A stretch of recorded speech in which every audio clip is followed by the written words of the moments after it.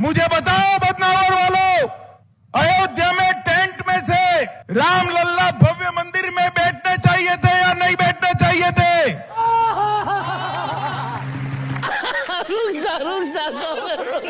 तो भैया देखा, हर इलेक्शन में ये लोग किसी न किसी बहाने से धर्म का इंजेक्शन घुसेड़ देते हैं और बाकी मुद्दे गए तेल लेने। लल्लन भैया, यही तो इन लोगों का मास्टर स्ट्रोक है। और धर्म हर चुनाव में दाल तड़का का काम करता है। भले ही बिकने लगे 50 के 2 समोसे, ये चलेंगे हमेशा राम भरोसे। वैसे भैया एक बात समझ में नहीं आया, मध्य प्रदेश में तो कई सालों से बीजेपी की सरकार है, उसके बाद भी ये लोग दिन रात रैली पे रैली कर रहे हैं, रेवड़ी लुटा रहे हैं, कभी सफेद कपड़ा तो कभी जुमला गुरु आ रहे हैं। क्योंकि लल्लन भैया वहाँ इन लोगों ने इतना विकास कर दिया है कि 2-4 रैली में कोई कवर ही नहीं कर पाएगा। देखेगा, घबराना नहीं, देख साला अभी तो देख यार। दापम घोटाला, सिंगस घोटाला, महाकाल कॉरिडोर घोटाला, ई टेंडर घोटाला, औजार घोटाला, परिवहन विभाग घोटाला, स्वास्थ्य विभाग खरीदी घोटाला, नर्सिंग कॉलेज सीट घोटाला, डीमेट घोटाला, आयुष्मान घोटाला, मेडिकल यूनिवर्सिटी परीक्षा घोटाला। कितना बचा हुआ है? अरे बच्चा, अभी तो शुरू हुआ है।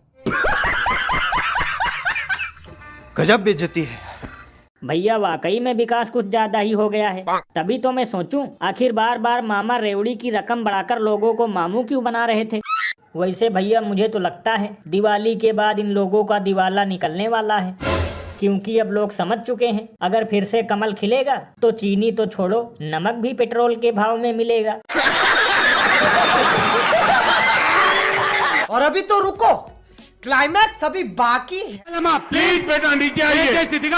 बेटा ये मैं आपकी बात सुनूंगा, बैठिए बेटा, नीचे आइए प्लीज। विनो ये वहाँ पर शॉर्ट सर्किट है। ये सब क्या देखना पड़ रहा है? लल्लन भैया, मैं कल से ये वीडियो देख रहा हूँ, लेकिन अभी तक पता नहीं चला कि आखिर ये लड़की खंबे पर चढ़ी क्यों थी। भैया मुझे तो लगता है ये लड़की नौकरी पाने की खुशी में विश्वगुरु को थैंक यू बोलने आई थी, क्योंकि देखो बेगाल रेडी पीठ पर टंगा है। लेकिन लल्लन भैया, कुछ लोग तो कह रहे हैं ये एम्बुलेंस वाली नौटंकी का पार्ट 2 है।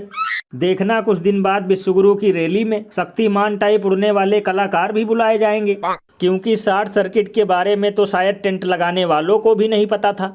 अरे बाप रे, ये तो धोती खोल रहा है।